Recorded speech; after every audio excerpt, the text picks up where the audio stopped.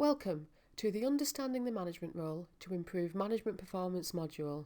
This is an ILM module and is brought to you by Professional Futures. Hello, my name is Marie O'Donnell and I will be taking you through this module of study. In this video, we will be exploring the characteristics of all organisations, including stakeholders and stakeholder analysis. With every video, we will start with learning objectives.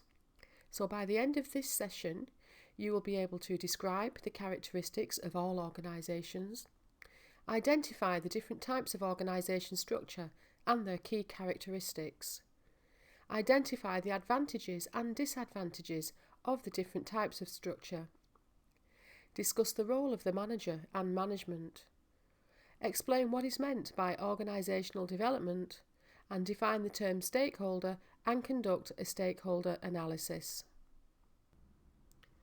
Let's start by defining the term organisation. So write down what you think an organisation is and pause the video while you do this.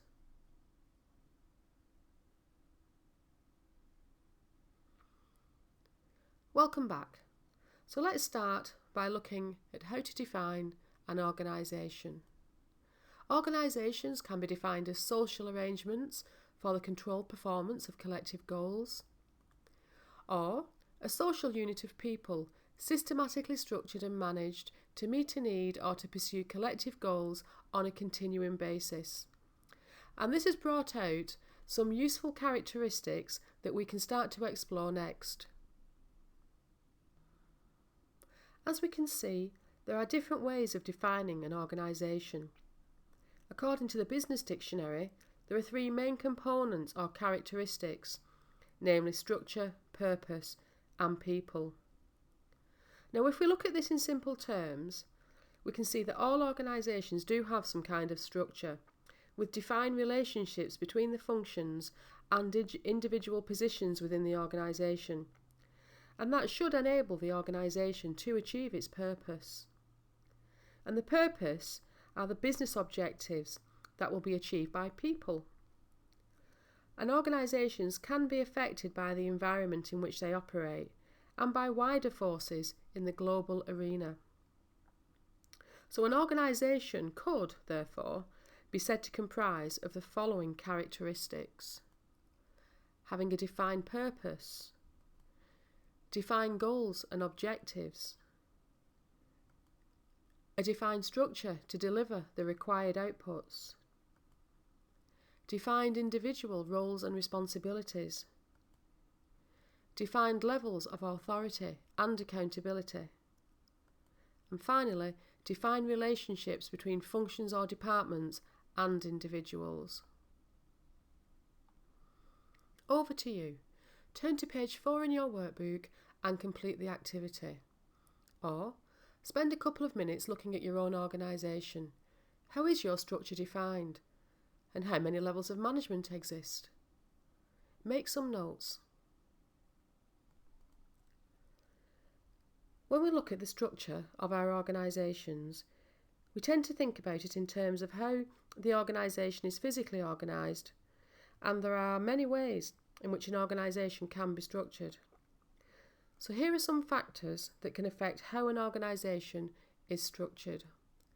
Starting with corporate strategy, goals and objectives, people, other resources such as machinery and equipment, market trends, levels of organisational and individual competence, reward systems, processes, geography, and finally, produce or service lines.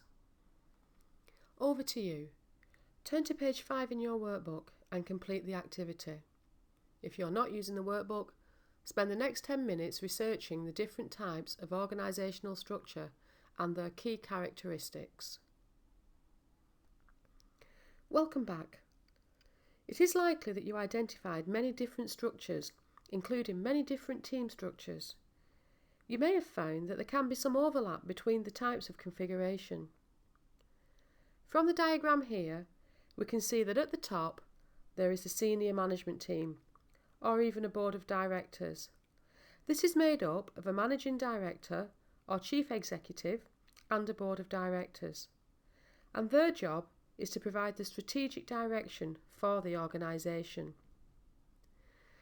The senior management team will be supported by a number of other tiers or layers, the next layer being the middle managers. These managers act as a bridge between the senior management team and line managers. The third layer are line managers, whose responsibility is to lead the team that produce the organisational outputs, in other words, the workforce. And within the workforce, there could be supervisors that are employed to lead sub-teams and supervise specified tasks and activities. Now, an organisational infrastructure tends to take one of 4 discrete forms: tall, flat, hierarchical, and centralised or decentralised. And each of these are different and they meet different organisational needs. So let's start by looking at tall organisations first. If we look at this diagram, we can see that a tall organisation usually has many levels of management and supervisors are also present. So this means that there is a long chain of command from the managing director down through several layers of management before it gets through to the workforce. Now, it would be unlikely to have lots of layers of management, for example 7 or 8 layers of managers, because this would greatly dilute the management control, and arguably this could make the organisation quite inefficient and ineffective. If we look at the flat organisational structure, we can see how this type of structure is in stark contrast to the tall one. A flat organisation will have relatively fewer layers, or probably just one level of management, and as a result, the chain of command from top to bottom is short, and the span of control exercised by the manager is quite wide. So this is a structure that it could be argued that is more suitable to smaller organisations. If we now look at the hierarchical organisational structure, we can view this structure as a combination of a tall and a flat structure, and this is because there are several distinct levels within the organisation that provide that hierarchy. Now, this type of structure typically does look like a pyramid, for example a wide base, the workforce, and supported by several layers of supervision and management leading up to a single point, the managing director. Let's now look at centralised and decentralised organisational structures. So for centralised, there will be a head office and the senior management team will work from there. They will make the decisions, so the power and authority is held at a central location. For decentralised, they will delegate responsibility for decision making to the lowest levels of authority that work for the business, for example local branches of a national bank. Now, organisations may decide to combine centralisation and decentralisation because that might be more effective for them. For example, they may retain certain functions like accounting, human resources, marketing and purchasing at the head office to save costs. But other tasks, such as recruitment, may be carried out at the offices outside of the head office so that management can recruit and employ staff at a local level with the right skills and knowledge to carry out the role. Over to you. Turn to page 11 in your workbook and complete the activity. If you're not using the workbook, spend the next 30 minutes considering tall and flat structures and summarise the advantages and disadvantages of each. Let's start by exploring the advantages and disadvantages of a tall organisation structure. So one advantage is that each manager has a small number of employees under their control, so that enables close supervision of employees. However, employees are not typically empowered to take responsibility and they enjoy little freedom of action to make decisions, and this can be quite demotivating. Another advantage is that there is a clearly defined management structure enabling staff to understand individual and corporate responsibilities and functional boundaries. However, Decision making can be slow when approval is required from higher levels of management, and communication can be slow as information has to cascade up and down through several layers of the organisation. And finally, as an advantage, there is a clear structure for progression and promotion. However, management costs can be inflated because of the high number of managers employed. Let's now look at the advantages and disadvantages of a flat organisation structure. One advantage is that it generates more direct communication between management and the workforce, and this enables speedier and smoother communication. However, the functions of each department or person can become blurred, and that can lead to confusion over who is doing what.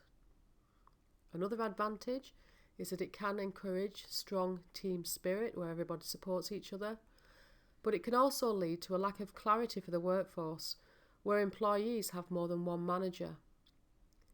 It's also less bureaucratic, enabling easier decision making because you don't have to go up all those different levels in a hierarchy to get a decision. However, the structure is not easily transferable to large organisations, and it's typically limited to smaller organisations which do require a more agile structure. And finally, another advantage is that the management costs are reduced because there are less managers. However, that may limit the growth of the organisation, where managers can become a jack of all trades and master of none. Over to you. Turn to page 13 in your workbook and complete the activity. If you're not using the workbook, consider the organisation structure used by your organisation. Draw the structure and highlight where you fit in. Welcome back. As you will have identified, all organisations have one thing in common. They all have managers and management to oversee the work undertaken by the organisation. And if we start to analyse the role of the middle manager next, we will see how they have very broad responsibilities. On one hand, they are responsible for one or more functions within the organisation, for example, purchasing or finance or HR. However, they'll often have additional responsibilities, for example, project management. So now it's over to you. Turn to page 14 in your workbook and complete the activity.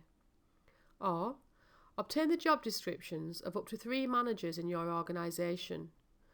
What specific responsibilities do they have? What are the key elements of these roles as middle managers? Welcome back. Your analysis might suggest that middle managers are responsible for the following core functions, and we'll start with organisational performance, because middle managers oversee delivery of the organisation's output, and this is through a number of things.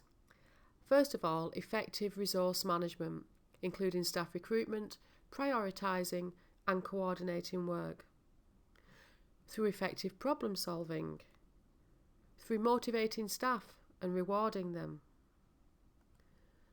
Through resolving staff conflict and maintaining a positive working environment. Through enforcement of quality and safety standards, and through employee development, including training and succession planning. Let's continue with the role of the middle manager. Supporting strategic development. Middle managers contribute to the development of organisational strategy by providing timely, meaningful information and advice to senior management. Communications. They provide the essential link between senior management and the workforce. As such, they are responsible for providing the workforce with a clear understanding of their roles and responsibilities to enable them to complete the work. Explaining to the workforce management decisions and direction, and providing senior managers with feedback from the workforce. For the next part of this session, we're going to explore strategy. To get you started, scan the QR code to read an interesting article written by Michael Porter for the Harvard Business Review. Pause the video while you do this. Welcome back. We're now going to look at mission, vision and value statements. Most organisations have a vision and/or a mission statement that defines its purpose. Some also have a statement of values. The purpose of these statements is for the organisation to convey the strategic direction of the organisation, and often in an inspirational way. So a mission statement sets out the purpose of an organisation. The values are a set of principles that guide decision making. And the vision statement, this is more detailed, more specific, and often more motivational than a mission statement. If we look at the vision statement of McDonald's, the world's largest fast food company, we can see how this is more detailed, specific, and more motivational than a mission statement. McDonald's vision is to be the world's best quick service restaurant experience. Being the best means providing outstanding quality, service, cleanliness and value, so that we make every customer in every restaurant smile. And you can see there how they are tapping into people's feelings to make it more motivational. A mission statement typically defines the organisation's purpose and primary objectives. Its primary function being to define the key measures of the organisation's success. For example, let's look at the Walt Disney mission statement. The mission of the Walt Disney Company is to be one of the world's leading producers and providers of entertainment and information. Using our portfolio of brands to differentiate our content, services and consumer products, we seek to develop the most creative, innovative and profitable entertainment experiences and related products in the world. We can therefore see how this mission statement focuses on what constitutes success for the organisation. Being creative, being innovative, being entertaining, but also being profitable. Once your organisation has produced its vision and mission statements, the next stage is to produce a set of organisational goals. A goal describes a high-level target, usually to be achieved over 3 to 5 years. So they set the direction of the organisation and they support the mission statement. And they're often quite vague and they can be difficult to quantify and measure. Objectives, on the other hand, are more specific and they are shorter termed, for example, in the next 12 months. But the objectives should contribute to the achievement of the long-term goals, and they should be SMART. And SMART stands for specific, measurable, achievable, realistic and time-bound. And if you produce well-defined objectives, you should ensure that they also incorporate their own key performance indicators. And we can see how these measures are very important, because without them it would be impossible to manage the objectives and gauge whether we were achieving our goals. Over to you. Scan the QR code to read about SMART objectives from the Chartered Management Institute. Pause the video while you do this. If we look at the hierarchy here, we can see how the vision, the mission and the organisation goals and objectives would be set out in your strategic plan. The plan would permeate throughout your organisation in the form of action plans which would define how your objectives would be achieved. And the whole purpose should ensure that your organisation has a clear definition around what it is looking to achieve, but also that every person in your organisation understands their role within it. As a middle manager, you would usually be expected to ensure the delivery and implementation of the strategic goals and objectives. Some organisations do not have an effective strategic plan, and the danger here is that they tend to drift and lose their way. Indeed, having no plan would be like trying to find your way through a strange city without a map. Over to you. Turn to page 17 in your workbook and complete the activity. If you're not using the workbook, obtain a copy of your organisation's strategic plan. Then go online to compare the similarities and differences with similar organisations. Let's look at stakeholders next. Stakeholders can be defined as people or groups who are affected by and affect the performance of your organisation. Another way to help you identify your organisation's stakeholders is to ask yourself one simple question. If your company ceased to exist tomorrow, who would be affected? Over to you. Turn to page 18 in your workbook and complete the activity. If you're not using the workbook, consider your own organisation and identify the stakeholders within it. Welcome back. You probably identified many of the stakeholders who are on this illustration, and perhaps some may come as a surprise to you. For example, the media. How might they be interested in your organisation? How might they affect what you do? For example, could they create good or bad publicity for you if they agreed or disagreed with your activities? A simple way of identifying stakeholders is to create a stakeholder map like the one shown here. Of course, this map only tells us potentially who is affected. For example, if you were doing this for a change project at work, it doesn't attach any importance to the stakeholders themselves. So to get a better understanding of the level of interest a particular stakeholder has, we should get some understanding of their power and interest. So let's look at the next slide for a better understanding of this. So let's look at how to conduct a stakeholder analysis using the power interest matrix. This illustrates that stakeholders can have different levels of interest and power on an organisation, and this influences our relationship with our stakeholders. So by categorising each stakeholder, it can be easier for us to determine our strategy, and it also indicates how often we should communicate with stakeholders in each group. So let's look at each category. Category A. If a group has low interest and low power, then an organisation does not have to pay much attention to this group.